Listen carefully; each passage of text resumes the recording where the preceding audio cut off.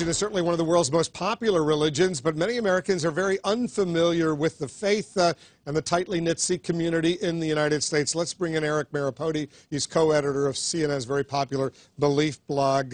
Tell us a little bit about the Sikh faith. What's going on with this religion? About 700,000 Sikhs in the United States, 25 million worldwide? Yeah, that's right. Well, if that makes it the fifth most popular religion in the world, it comes out of India about 500 years ago. It's a monotheistic faith, which means they believe in one God. Real important stressors in the faith are on equality and on service. Some of the key tenets is meditation on God, honest living and hard work, and of course service to the community, which we saw those women who were in that temple in Wisconsin. They were getting ready for a big community meal, which is a big part of the faith. And anyone can come and get a delicious meal in the process at their services at these temples across the country.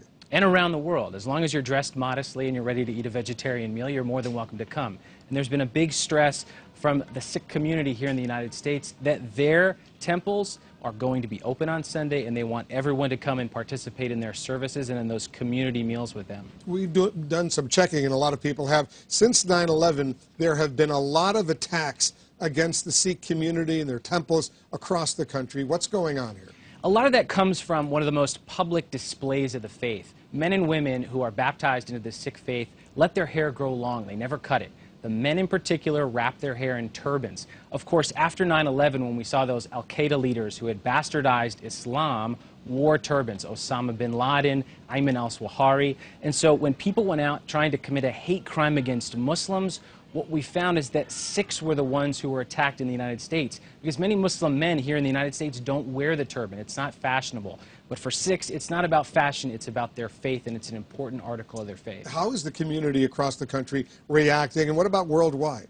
Worldwide, we're hearing a huge outpouring from the entire faith community of support and solidarity. And like we said, look on this weekend, this Sunday, lots of faith communities, particularly Sikhs, are going to be opening their doors and saying, come in, share the meal with us, learn a little bit about us, get to know us. And they're a big part of the American fabric here, even though there's only about 700,000 here in the States. Are they intensifying security at their temples? We've seen some intensified security in places like New York, but Dan Simon was reporting earlier, look, out on the Bay, in Silicon Valley where he was, they're not even locking the doors at that temple because it's a big part of who they are. They're open to everyone. I've always pronounced the Sikh faith Sikh. Others say Sikh. What is the correct way of pronunciating this religion? Because in Europe it's one way, in India it's another way, here in the United States a third way. Sure. The word comes from India. It means Sikh. It means disciple or student. Sikhs here in the United States have told me they prefer Sikh. Of course, Sikh is also acceptable as well. Yeah, okay. Eric, thanks very much. Eric is the co-editor of CNN's Belief blog. Thanks very much.